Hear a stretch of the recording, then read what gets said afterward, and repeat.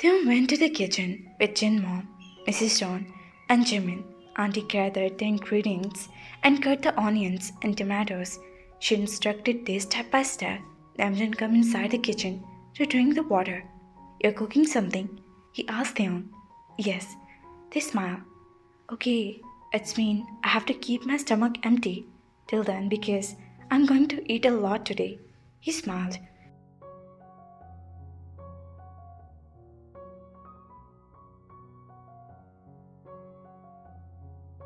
Hopefully, it will be edible. They said nervously. It will be. He assured him. He looked at Ayn. She was sitting on the table, plate with the fruits. I'll take out Ayn from here. He picked up Ayn. She might be hungry. Tim glanced at the wall clock. Auntie is making porridge for her.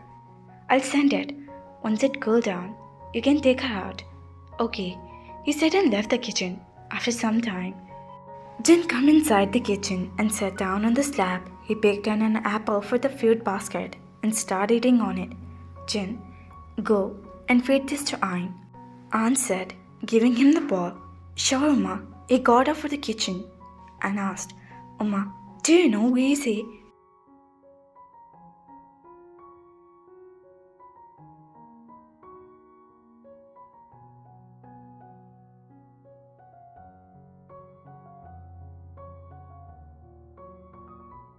She is with Namjoon, Jimin said.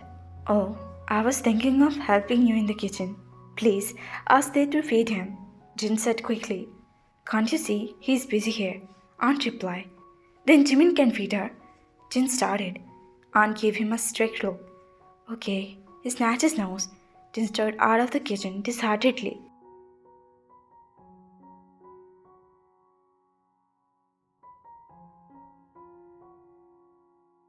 Here, I got scolded by Amma. Now I have to bear that tantrums. What a fortune. He blew out the air of his mouth. He looked around and stirred them. After a few minutes, on the balcony, he looked at her questioningly. Amma told me to feed Ayn, he said. He didn't say anything and made Ayn sit on the lap.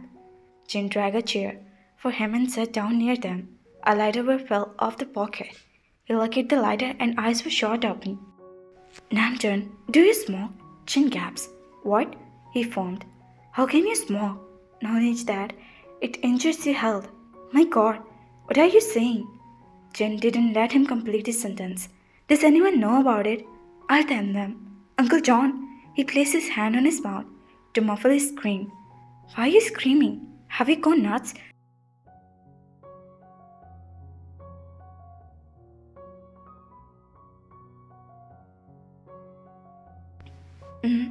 Jin was trying to speak.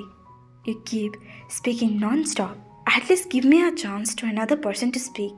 Shuki said. By the way, I don't need to justify myself to you, he said. Jin struggled to remove his hand. I'm removing my hand, but not screaming. This time. Got it?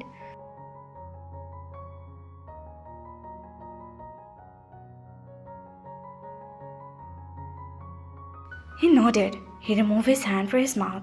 Jin took a deep breath and asked, It's not good for health. How can you do that to yourself?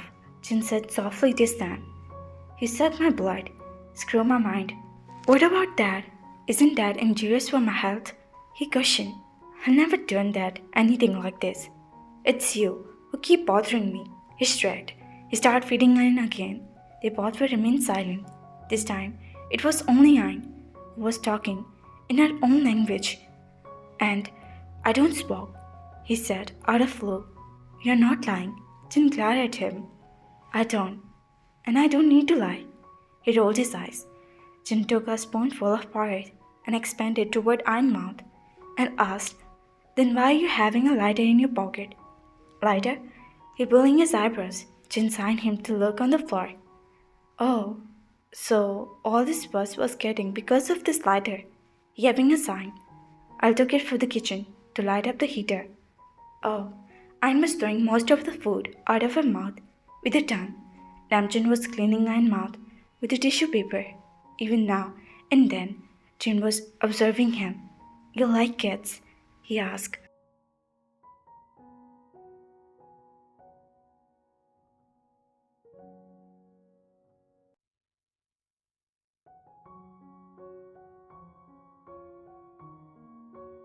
He glanced at Jen and nodded his head.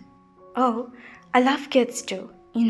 Whenever I see Ayn and T together, I want to get married and have kids. But Dad, he keep refusing marriage proposal and said I need to study first. Who will tell him that I don't need to do? I have other plans. He laughed. He stopped and looked at Jin with winded eyes. Jin was keep saying until his eyes met. God, what have I done? He thought. Why can't I keep quiet? Then Jin stared at Jin figure and chuckled. He picked up the ball in his hand and mumbled. He's unpredictable. Everyone was settled down to have their lunch. Today's meal is very special for me because our son had cooked something for all of us. Mom kissed him.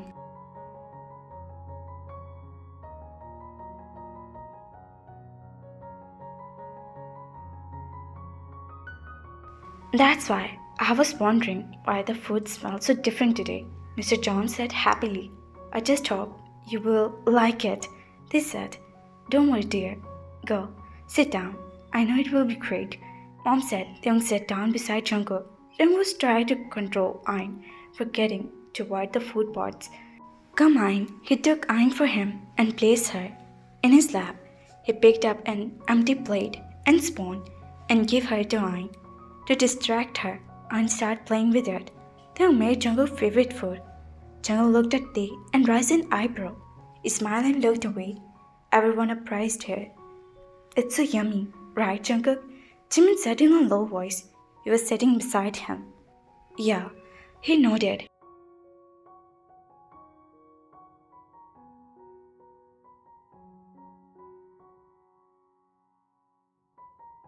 You can kiss their hand too, Jimin whispered. Jungkook choked on the food. Jin and Jimin laughed. They looked at them cautioningly and had a glass of water to Jungkook. What? They foamed. Nothing. He shrieked. They was lying on the bed beside Ayn. I was in deep sleep. They picked up the mobile and went through Ayn photos and videos.